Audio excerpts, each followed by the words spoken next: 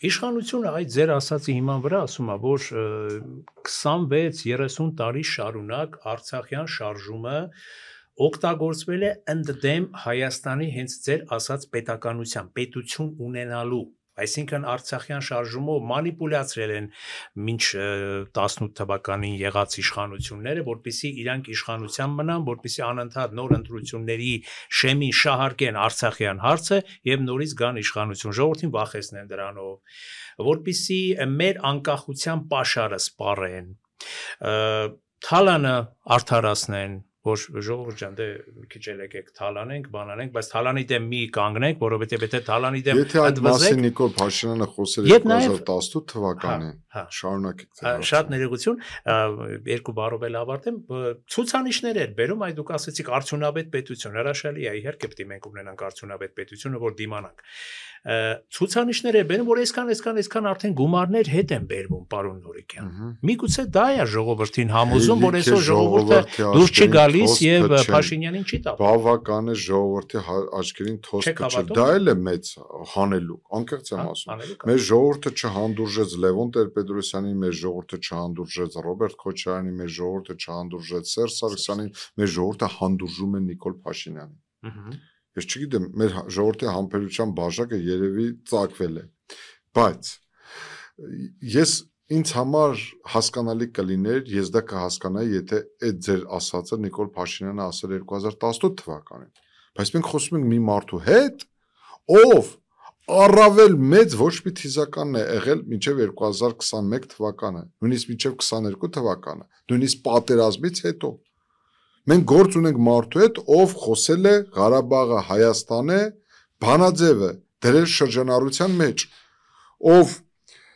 խոսել է Թուրքիայի որպես Հայաստանը կործանող պետության գործունեության մասին։ Ու հիմա մենք խոսում ենք մի մարդու մասին, ով գծորեն հակառակ տեսություններն է առաջ բերում ու դարձնում օրակարգ։ Մենք այդ պատճառաբանություններն էլ թալանի, մալանի դրանք առանձին կանդրադառնանք, Նիկոլ Փաշինյանի կոնցեպտը Արցախյան հակամարտության էության հիմնախնդրի լուծման առումով ինձ համար գիտեք ինչի է հիշեցնում, երբ որ մահացած մարդու վրա սպիտակ սավան են դնում, բայց դա չի նշանակում, որ այդ մարդը չկա էլ։ Եթե ինքը այդ սպիտակ սավանը այսօր դնում է Արցախյան շարժման վրա, Արցախյան կոնֆլիկտի վրա, Արցախյան հակամարտության վրա, այդ չի նշանակում, որ այդ կոնֆլիկտը չի եղել կամ չկա կամ լուծվել է, հասկանում եք։ Սա խոսում է մի բանի մասին, որ եթե մարդը չի ուզում մի բան տեսնել, չի նշանակում, որ այդ մի բանը չկա։ Նիկոլ Փաշինյանի պատկերացած խաղաղության կոնցեպտը կամ խաղաղության պայմանագիրը Ադրբեջանի հետ պարզապես որևէ քննադատության չի դիմանում, որովհետև տեսեք, Հայաստանն ու Ադրբեջանը ինչու պետք է իրար հետ խաղաղության պայմանագիր կնքեն։ Այսինքն դրանից ասոցացվում է, ենթադրում է, որ Հայաստանն ու Ադրբեջանը ինչ-որ մի հարցի շուրջ կռվել են, որ հիմա խաղաղություն են հաստատում, չէ՞։ Հիմա ինչի համար են վիճել։ Դե ասում եմ Ղարաբաղի հարցում ենք, ճիշտ է, Ղարաբաղի հարցի պատճառով են Հայաստանն ու Ադրբեջանը դարձել կոնֆլիկտի մաս, ճիշտ է։ Հիմա այդ կոնֆլիկտի մասին որևէ հիշատակում չանելը ու ցույց տալը տպավորություն ստեղծելը, որ եթե մենք չենք խոսում Ղարաբաղի մասին, ուրեմն մենք Ադրբեջանի հետ որևէ խնդիր չունենք։ Սա աչքակապություն է, սա ինքնախաբեություն է, սա կոնֆլիկտի լուծում չէ, սա չեղա, որ Հայաստանն ու Ադրբեջանը հաշտվում են, եթե դուք կոնֆլիկտի օբյեկտ հանդիսացող այդ խնդրի վերաբերյալ չեք գալիս հասնում ընդհանուր համաձայնության, դուք ընդհանրապես ական եք դնում հաջորդ սերունդների տակ, ու այդ ականը կպայթի, որտեվ եթե դուք չեք լուծում այդ հարցի վերաբերյալ կողմերի միջև եղած տարաձայնությունները, իսկ դրանք բազմաթիվ են, բազմաթիվ են, սկսած ադրբեջանցիներ, արցախցիներ իրենց պատմական հայրենիքը վերադառնալու բնական ու անօտարելի իրավունքից, վերջացած Արցախի ժողովրդի էթնիկ զտման հանգամանքից, ի վերջո բազմաթիվ այլ իրողություններ ես հիմա չբերեմ։ Այսինքն մենք ինչ ունենք մի իրավիճակ, երբ որ ձևականորեն հնարավոր է կնքվի խաղաղության պայմանագիր, բայց իրականության մեջ նման խաղաղություն օբյեկտիվորեն գոյություն չունենա, որովհետև լուծված չեն հնարավոր բոլոր հարցերը, որոնք այսօր Հայաստանին ու Ադրբեջանին թշնամացրել է։ Լավ, ինչպես է, այսինքն, էլ ինչպես պարզ բացատրենք մեր ժողովրդին, որ Նիկոլ Փաշինյանի բերած այդ խաղաղության պայմանագիր փաստաթղթով չի լուծվում Հայաստանի եւ Ադրբեջանի միջև հարաբերությունները։ Իսկ դա նշանակում է, որ խաղաղությունը այդ փաստաթղթով չի հաստատվելու, որովհետեւ այդ փաստաթղթով ընդհանրապես իրացվում է Ադրբեջանի հաղթողի դիրքերից հանդես գալու արդյունքում նրա պահանջների իրագործումը։ Կներեք, բայց Ալեն Սիմոնյանն ասում էր այլ բան, ասում էր ինչ բաներ որևէ պարտադրանք չի ենթադրում այդ 17 կետերը, եւ ասում են, եթե ինչ որ այսպես ասած ուժեղ բաներ, կետեր որ կային, այսպես ասած գործոններ, այսպես զսպաշապիկներ որ կային, եթե Ադրբեջանը ասում այդ հայցերի հանելը եւ այլն, մենք ենք անում, նրանք էլ նույնը իրենք են անում եւ հավասար մեկնարկային դիրքերում ենք լինելու, եթե նույնիսկ այդ 17 կետերը հնարավոր է, որ բոլորիս համար ընդունելի լինի, բայց խնդրում եմ, դիվանագիտության մեջ հայտնի կոնցեպտ կա, եթե ամեն ինչ համաձայնեցված չէ, ուրեմն ոչինչ համաձայնեցված չի։ Խնդիրը այլևս դուրս է 17 համաձայնեցված կետերի տիրույթից։ Ադրբեջանը ուրիշ պահանջներ է ներկայացնում։ Նույնիսկ մենք կատարում ձեր պահանջները։ Պետք է բանակցել մշտապես պետք։ Այսինքն կներեք, այդ դեպքում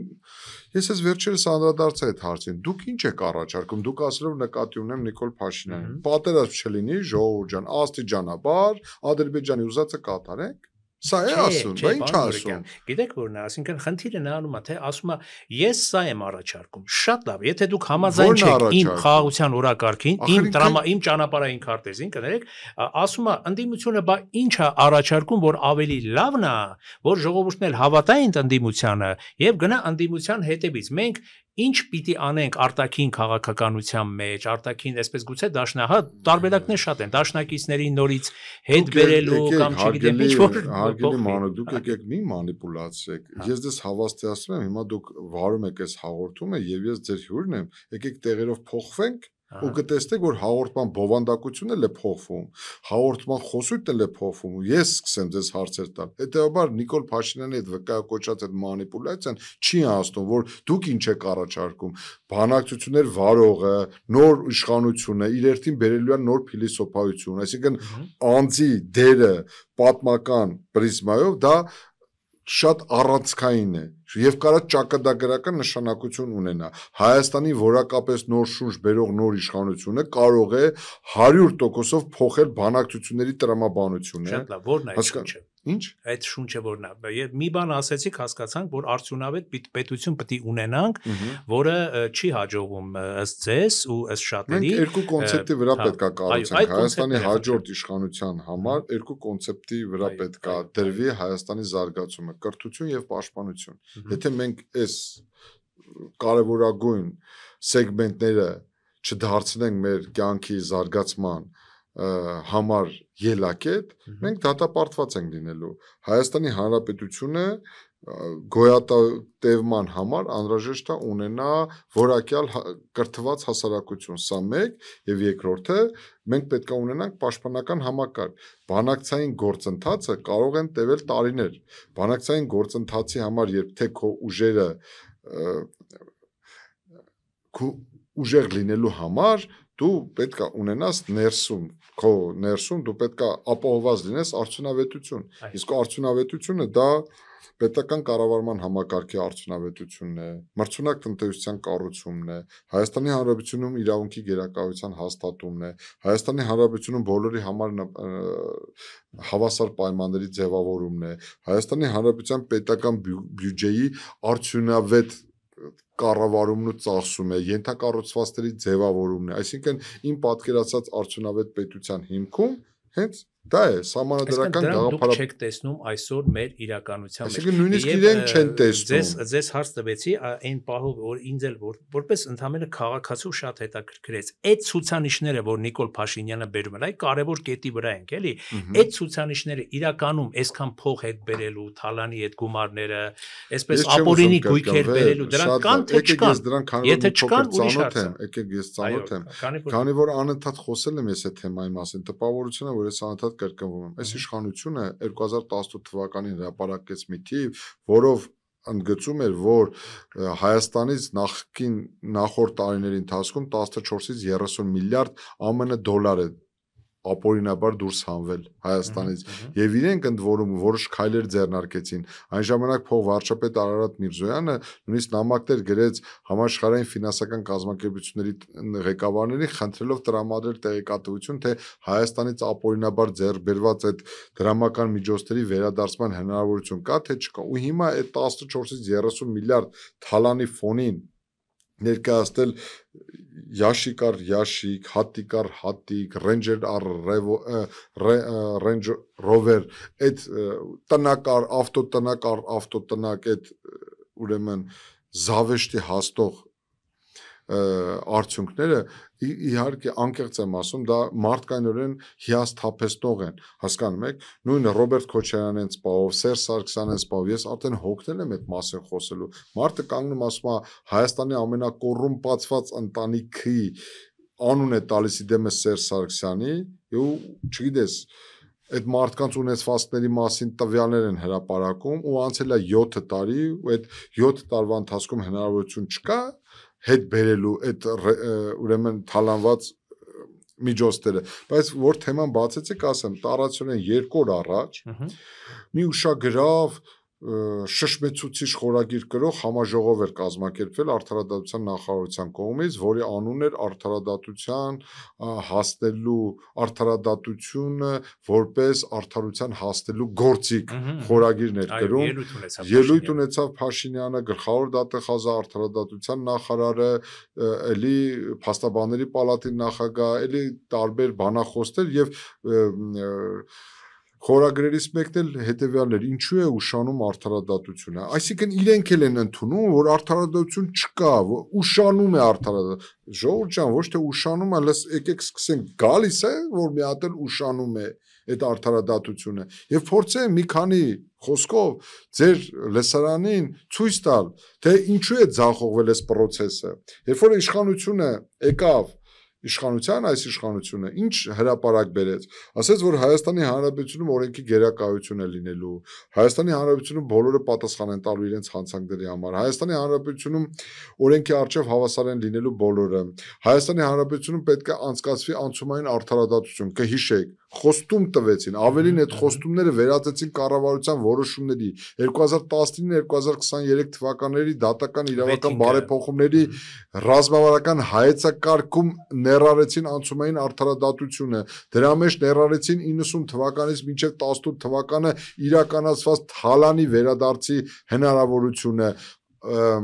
աղմկահարույց քաղաքական սպանությունների բացահայտման հարցերը հոկտեմբերի 27-ը մարտի 1-ը չգիտեմ քաղաքական սպանությունները մեր ձեռնարկությունների սեփականաշնորհումը վայրի սեփականաշնորհը Հայաստանի իրական թալանի վերադարձի մասին այս իշխանությունը Նիկոլ Փաշինյանի դեմքով խոստացավ հայ ժողովրդին հետո չգիտես ինչու հրաժարվեցին այդ մտքից հետ կանգնեցին իրենց տված նախընտրական խոստումից բերեցին ձեր ասած վեթինգի գաղափարը հետո չգիտես ինչու դրանից էլ հրաժարվեցին հիմա այս ֆոնի վրա անցել է 7 տարի այս մարդիկ եկել են համաժողովներ են կազմակերպում տպավորություն ստեղծելով որ արդարադատություն անունը շոշափելով համաժողովներ անցկացնելով իրենք պայքարում են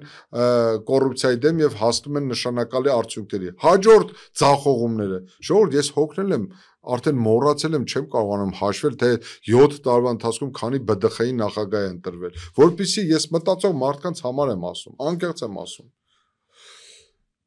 նույնիսկ հանցագործության ամենածանր առանձնապես ծանր հանցագործության դեմ պայքարում պետք է դու գործես օրինական մեթոդներով։ Եթե դու այդ հանցագործների դեմ պայքարում ես հանցավոր մեթոդներով ու միջոցներով, դու չես կարողանալու ապահովես արդարադատություն։ Հիմա Հայաստանի Հանրապետության գործող սահմանադրության համաձայն բարձրագույն դատական խորհուրդը բացառիկ սահմանադրական մարմին է, ով ապահովում է, ով կոչված է ապահովելու դատարանների բնականոն գործունեությունն ու երաշխավորելու դատական իշխանության անկախությունը։ Հիմա ինչ արել է այս մարդը։ Այս մարդը եկել է իշխանության, ասել է մի հատ SMS-ա ուղարկել, ասել է Գագիկ Հարությունյան, գնացիր ձեր տուն։ Բերել է Ռուբիկ Վարդազարյանին, մի քանի ամիս հետո մի հատ SMS-ա գրել, ասել է դու էլ գնացիր ձեր տուն։ Հետո բերել է Կարեն Անդրեսյանին, ներողություն, Գագիկ Ջահանգիրյանին, հետո մի քանի ամիս հետո ասել է Գագիկ Ջահանգիրյան, դու էլ գնացիր ձեր տուն։ Հետո բերել է Կարեն Անդրեսյանին, հետո մի որոշ ժամանակ հետո մի հատ էլ SMS-ա գրել, ասել է դու էլ գնացիր ձեր տուն։ Հիմա բերել է մի հատ նոր տղայի։ Հիմա եթե այս սահմանադրական մարմինն է, որը կոչված է ապահովելու Հայաստանի դատական իշխանության անկախությունն ու բնականոն գործունեությունը, կախված է մեկ մարդու SMS-ից, դուք ինչ արդարադատություն իրականացնելու կամ արդարության հասնելու հույս ունեք, ժողովուրդ ջան։ Հաջորդը վերջի 7 տարվա ընթացքում այս մարդը փոխել է 4-5 արդարադատության նախարար, 4-5 ԱԱՑ տնօրեն, 4-5 ներքին գործերի նախարար ու ոստիկանության պետ։ Իրենք կարող են այդ համաժողովների քննչական կոմիտեի նախագահ, գլխավոր դատախազ փոխենք մի հատ հասկանանք, տեսնենք այս փոփոխությունների արդյունքում արդյունքը ո՞րն է եղել։ Արդյոք հենց այս ամեն ինչը հենց այստեղ գլխավոր դատախազի մեջ է թաքնված ձախողումը, Վճռաբեկ դատարանի նախագահի մեջ է թաքնված ձախողումը, արդարադատության նախարարի մեջ է թաքնված ձախողումը, բարձրագույն դատական խորհրդի նախագահի մեջ է թաքնված ձախողումը, իսկ գուցե հենց իր մեջ է թաքնված այդ ձախողումը, որտեղ մի մարդու պատկերացումներով, որը որևէ ձևով աղերս չունի արդարադատության հետ, իրավաբանության հետ, իրավագիտության հետ, կառուցել Հայաստանի Հանրապետությունում արդարադատություն կամ դատական իշխանության այնպիսի համակարգ, որը կբխի հասարակության շահերից, ուղղակի հնարավոր չէ պատկերացնել, բայց հիմա դուք շարքային Հայաստանի Հանրապետության քաղաքացի եք, ճիշտ է։ Հիմա խնդրում եմ, դուք ինքներդ ձեր մեջ հարց տվեք։ Արդյոք դուք ապրում եք կոռուպցիայի ձերծ երկրում։ Արդյոք վստահում եք Հայաստանի Հանրապետության դատական իշխանությանը։ Արդյոք գործող իշխանության քայլերը բերելու են դատական իշխանության անաչառ ու անկախ դատական իշխանության ձևավորմանը։ Արդյոք Նիկոլ Փաշինյանը այն մարդն է, որի ղեկավարած քաղաքական ուժով հնարավոր է հասնել Հայաստանի Հանրապետությունում ապահովել անկաշառ ազնիվ դատական իշխանության ձևավորում։ Ի վերջո ինչ անենք, որպեսզի այս դատական իշխանությունը դուրս գա գործադիր իշխանության կրնքի տակից։ Հնարավոր է, դուք ունեք այդ համոզմունքը, որ Հայաստանի Հանրապետության դատական իշխանությունը գործադիր իշխանությանից կախվածություն չունի։ Գտեք մեկ ողջամիտ քաղաքացու, որը ունի նման համոզմունք։ Գտեք մեկ ողջամիտ քաղաքացու, որը հավատում է դատական իշխանության անկախությանը։ Գտեք մեկ ողջամիտ քաղաքացու, ով կարող է ասել, որ գործող իշխանության 7 տարիների քայլերը բերել են Հայաստանի Հանրապետությունում դատական իշխանության նկատմամբ վստահության բարձրացմանը։ Դուք չեք կարող գտնել որևէ ողջամիտ մարդու։ Հիմա գիտեք ինչ կա, պատգամավորի են նկատմամբ են քրեական հետապնդում հարուցում, ինչ-որ դպրոցի տնօրենի կարող են հարուցել, ինչ-որ պարեկների կարող են մեղադրանքներ առաջադրելու, նույնիսկ ենթարկել քրեական պատասխանատվության։ Ես խոսում եմ ընկալման մասին։ Ես խոսում եմ փոփոխված հասարակության մասին։ Բովանդակային առումով մենք փոխվել է մեր հասարակությունը։ Մեր հասարակությունը 2018-ից հետո մինչև 2025 թվականների ընկած ժամանակահատվածում արժեքաբանական ինչ փոփոխություններ է ենթարկվել։ Հայաստանի Հանրապետության հասարակության մոտից վերացել է մենթիում միլիցու ընկալումը, գործ տվողի ընկալումն է վերացել։ Այս վերջերս կարդացի մի տեղեկություն, որ Նիկոլ Փաշինյանի իշխանությունը վերջի տարիներին մի քանի միլիարդ դրամների փող է ներարկել ոստիկանական համակարգ բարեփոխումների համար։ Եվ դա իրենք ներկայացնում են որպես արդյունավետության ցուցիչ, որպես աշխատանքի արդյունք։ Հիմա եկեք հարց տանք, այդ փողերի, այդ գումարների, այդ ահռելի միջոցների ներդրման արդյունքում դուք ստացել եք որակապես նոր ոստիկանություն, դուք այսօր իդեմս ոստիկան հասարակություն կա փոխադարձ վստահության հիման վրա հարաբերություն, այսօր հասարակությունը վստահում է ոստիկաններին, ազդարար ինչ որ համակարգ ներդրեցին, այսօր Հայաստանի Հանրապետության ցանկացած քաղաքացի կարող է ցանկացած հանցագործության համար ինքը հանգիստ զանգարել 102 հեռախոսահամարով ու ոստիկանությանը հայտնել հաղորդում հանցագործության մասին, միանգամից կպիտակավորեն գործ տվողը, չգիտեմ, տարբեր ինչ որ էպիտետներով։ Դուք փոխել եք 7 տարիների ընթացքում այդ ընկալումը հասարակություն, դուք փոխել եք ձեր հասարակության դեմքը, դուք փոխել եք ձեր ոստիկանի դեմքը, դուք փոխել եք ձեր դատավորի դեմքը։ Ճիշտ հակառակը, որ բացել եք թեման, ասեմ ձեզ, դատական օրենսգրքում իրականացեցին այնպիսի փոփոխություններ, որ 25-26 տարեկան երիտասարդները կարող են դառնալ դատավորներ ու վճռեն մարդկային ճակատագրեր։ Այն դեպքում, երբ որ իմ խորին համոզմամբ դատավորի կարգավիճակը, դատավորի առաքինությունը, դատավորի իրականացած արդարադատության հիմքում դա դատավորի վաստակն է, մասնագիտական հեղինակությունն է, նրա ազդեցությունը մասնագիտական ոլորտում, եւ որ դու բացակայում ես այդ ամեն ինչին, հա գիտեք ինչ, ինչքան ուզում եք վճռ հրապարակեք, պետք եթե դատարանի անձը նույնիսկ հարգանքի արժանի չի, դատարանը չի վաստակել իր մասնագիտական փորձով, փորձառությամբ, տարիների վաստակով այդ հարգանքը եւ վաստակը, ես դες հավաստիացնում եմ նրա Հայաստանի Հանրապետության անունից նրա կողմից հրապարակված դատական ակտերը գրոշի արժեք չեն ունենալու։ Էսա խնդիրը 7 տարվա ձեր աշխատանքի արդյունքը ձեր 3 չեմիսօրվա համաժողովներ, որտեղ դուք շատ ազնվորեն գրել եք որպես խորագիր։ Ինչու է ուշանում արդարադատությունը։ Իրենցից լավ գնահատական տվող իրենց գործունեությանը չկան, դուք Նիկոլ Փաշինյանից լավ գնահատական տվող իր իշխանությանը գոյություն չունի, ասում են դպրոց չենք կարողանում սարքենք, ասում են մենք մասնագետ չենք, ասում են մենք կրթված չենք, մենք տագետ ենք, ասում են մենք չենք կարողանում փողոց կառուցել, ճանապարհ կառուցել, չգիտեմ ինչ է ասում։ Ինքը մեր ժողովրդի հավաքական կերպարն է, դա է ուզում ասել։ Թող ազնվորեն ասի հայ ժողովուրդ, ես ձեր հավաքական կերպարն եմ։ Եվ դա հնարավոր է քննարկել։ Ինքը մեր ժողովրդի հավաքական կերպարն է։ Ինքը դա է ուզում ասել, ինքը ասում է ես ժողովուրդ ջան, ասում է ես ձեր հավաքական կերպարն եմ։ Ինքը դա է ուզում հասկացնել մեր ժողովրդին։ Եվ մեր ժողովուրդը չգիտես ինչու, քիչ առաջ ասեցի, հանդուրժես բոլորին, չհանդուրժես բոլորին, հանդուրժում է իրեն։ Ես ուզում եմ ուրիշ դիտանկյունից մենք նայենք։ Ժողովուրդ ջան, այս իշխանությունը լավ, վաճի, սխալ ինչ արել է, այսքան կարող էր անել եւ այսպես կարող էր անել։ Այս իշխանությունը պետք է օրինական ընտրությունների միջոցով պարտվի։ Հայաստանի Հանրապետությունում քաղաքական մշակույթ պետք է ներդրվի։ Հայաստանի Հանրապետությունը, եթե ուզում ենք գնալ ժողովրդավարական ճանապարհով, պետք է մի անգամ, առաջի անգամ պատմական դեպք արձանագրելու համար, հաջորդ սերունդերի համար մենք պետք է մի անգամ գնանք այդ խիզախությանը։ Գործող իշխանությունը պետք է օրինական ընտրությունների միջոցով պարտվի ու առանց դիմադրության իր իշխանությունը հանձնի իրեն հաղթած քաղաքական ուժին։ Սա Նիկոլին դեմ լինելու, սա Նիկոլին կողմ լինելու, սա Քոչարյան Սերժին, մնացածին Լևոն Տեր-Պետրոսյանին, գործող խաղացողներին, գործող հավակնորդների դեմ ու կողմ լինելու խնդիր չի, սա Հայաստանի ապագայի խնդիր է։ Ում անուն ուզում եք դնեք Հայաստանի Հանրապետության վարչապետ, այդ կառավարությունը, այդ իշխանությունը պետք է մի անգամ օրինական ընտրությունների միջոցով պարտվի։ Ոնց բացատրենք էլ։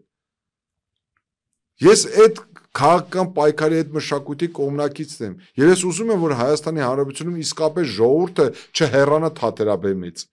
Հիմա ամեն ինչ անում են, փորձում են ժողովրդին հեռացնել թատերաբեմից։ Ժողովրդին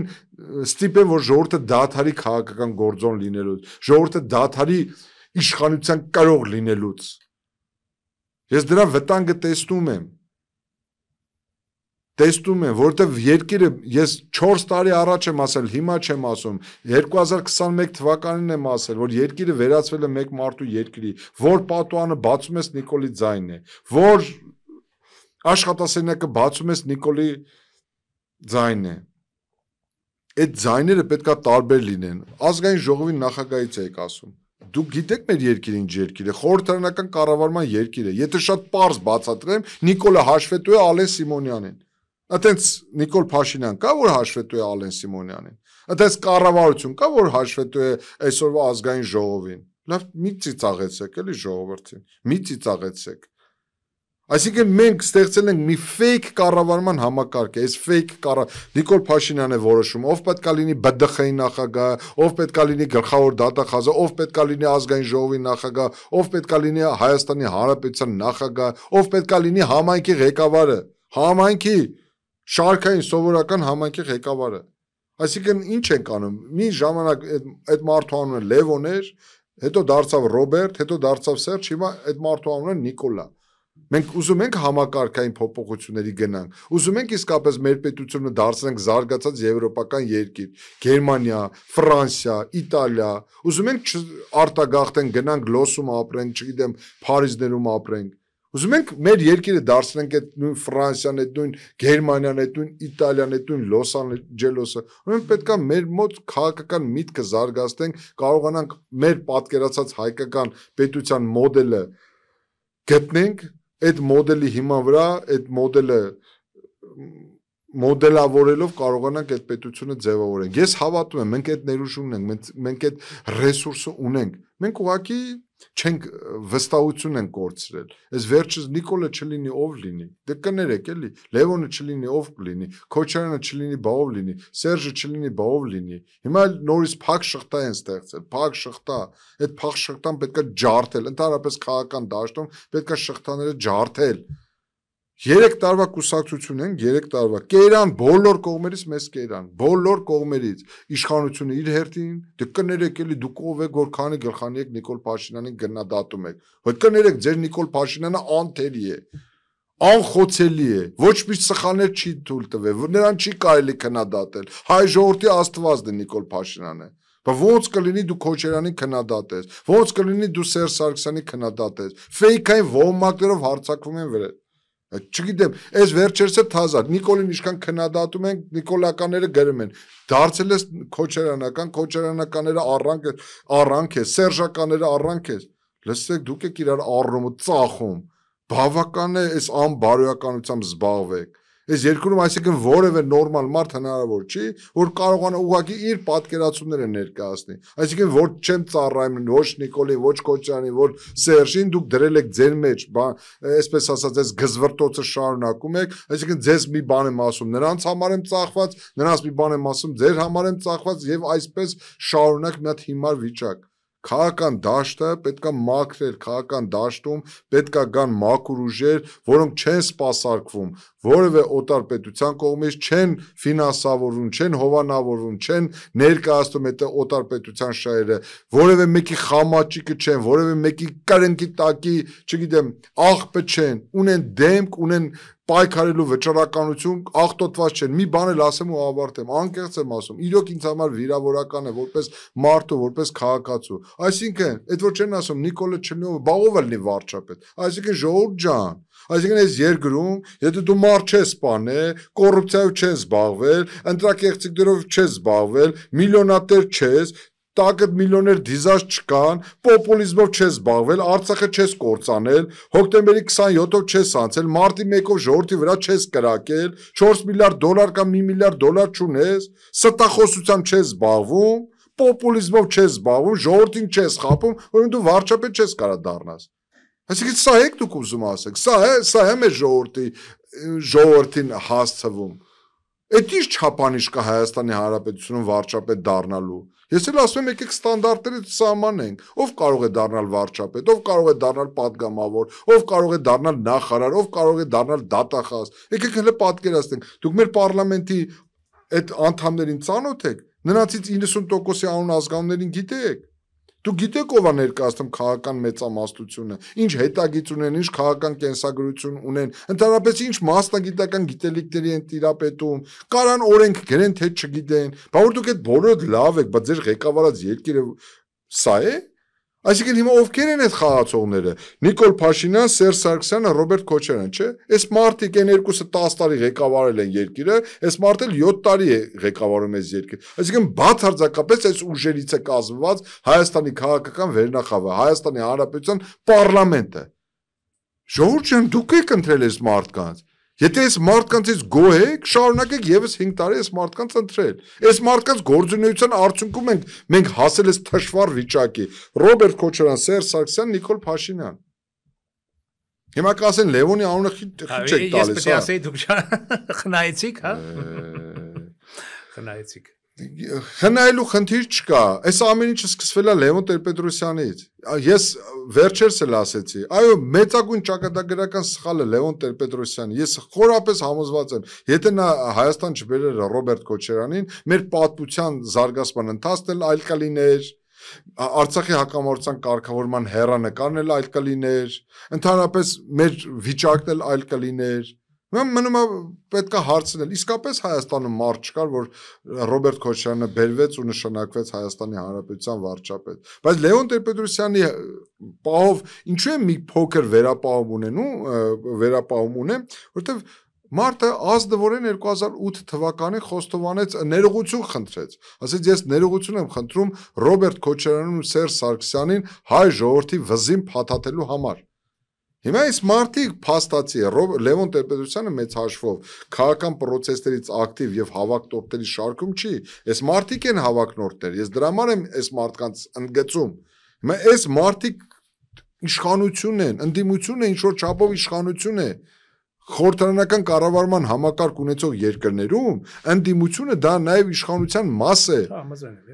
Այսօր Հայաստանի Հանրապետությունում ժողովուրդ ջան, մեր ընդդիմության տիտղոսային ընդդիմության առաջնորդները երկուստ են՝ Ռոբերտ Քոչարյան եւ Սերժ Սարգսյան։ Դուք եք նրանց այդ մանդատը տվել, դուք եք նրանց ձեր քվեով նրանց այդ հնարավորությունը տվել։ Այդ մարդիկ ինչ որ առումով պատասխանատու են վերջին 5 տարիների ընթացքում, բայց կներեք 2022 թվականին Ռոբերտ Քոչարյանը լուռ էր, 23 թվականին լուռ էր, Արցախի էթնիկ զտումից հետո, Արցախի դատարկումից հետո այս մարդիկ լուռ են եղել։ Հիմա բայց արույտես քաղաքական դաշտում գեներացվում է, որ 2026 թվականին էլի պայքարը գնալու է այս մարդկանց միջև Նիկոլ Քոչարյան Սերժ։ Մեկ վարքյան։ Հիմա նորից պայքարը գեներացվում է, որ նորից պայքարը գնալու է այս մարդկանց միջև։ Ժողովուրդ ջան, ինչի համար պետք է այս պայքարը գնա այս մարդկանց միջև։ Այս մարդկանց ո՞ր աշխատանքի արդյունքում պետք է մեր ժողովրդի վզին նորից փաթաթվի Քոչարյան Սերժ, Նիկոլ։ Հիմա եթե մասնակցենք ընտրությունների, եթե մենք քաղաքական ակտիվություն դրսևորենք, մենք առաջնորդվել ենք հետևյալ կոչով մեր ժողովրդին։ Ժողովուրդ ջան, որտեղ որ կտեսնեք Ռոբերտ Քոչարյան, կողքը դրեք ոչ։ Որտեղ որ տեսնեք Սերժ Սարգսյան, կողքը գրեք ոչ, որտեղ որ տեսնեք Նիկոլ Փաշինյան, կողքը գրեք ոչ։ Եթե դուք ուզում եք շնչեք, եթե Հայաստանի նոր շունչ է հարկավոր, եթե դուք ուզում եք Հայաստանում որակ փոխեք, եթե դուք ուզում եք Հայաստանին բերել զարգացման հնարավորություն կամ շանս տալ Հայաստանին, եթե այս մարդկանց միջև ընտրությունը կատարվելու, եթե մեր ժողովուրդը համակերպվել է այս եռանկյունում, ես չգիտեմ, ուրեմն մենք ապրում ենք իսկապես ծուռ հայելիների թագավորությունը, ուրեմն ամեն ինչ լավ է, ժողովրդի ցավն էլ տանեմ։ Պարոն Նուրիկյան, եթե ես ձեզ այսպես չհակադարձեի եւ մի քիչ էլ չջղայնացնեի, որովհետեւ լավ է։ Դուք այսքան այսպես ավելի այսպես պատկերավոր ըստ ձեզ չեք բացահայտի ձեր տեսակետները, ձեր մտայնությունը մեր իրողության վերաբերյալ։ Ինձ հաջողվեց սադրել, այո, գնահատում եք, շնորհակալություն։ Շնորհակալություն գնահատելու համար միշտ պատրաստ եմ ձեզ այսպես լավ սադրելու։ Հարգանք դրես, ես եմ շնորհակալ։ Շնորհակալություն, որ եկաք եթերի, այստեղ հաջորդ կարծես էմոցիոնալ էլ ստացած, ես հայցում եմ մեր հանրության։ Կարծում եմ, որ էմոցիոնալ ավելի անկեղծ է ստացվում, որովհետև եթե էմոցիոնալ դաշտում չլինենք, մենք չենք կարող երևի ավելի անկեղծ լինել, քան կանք։ Այնպես որ կարծում եմ, էլի ձեր վերջին մտքերը այլ մտքերի տարան, կարծում եմ դրանց վերաբերյալ էլ խոսենք հաջորդ մեր հանդիպման ընթացքում։ Շնորհակալություն, որ ժամանակ գտաք եւ եկաք մեր տաղավար։ Եթերում անկաշկան զրույց հեղինակային հաղորդաշարի հերթական թողարկումներ եւ մեր հյուրներ Արդար Հայաստան կուսակցության նախագահ Նորայր Նորիկյանը։ Սիրելի բարեկամներ, ես դիմում եմ մեր այն ունկնդիրներին, որոնք դեռ չեն հասցրել բաժանորդագրվել մեր One Talk YouTube-յան ալիքին, խնդրում եմ նրանց ընդամենը սեղմել զանգակ կոճակը, բաժանորդագրվել մեր One Talk YouTube-յան ալիքին եւ դրանով հանդերձ խրախուսել մեր աշխատանքը։ Լավ եղեք։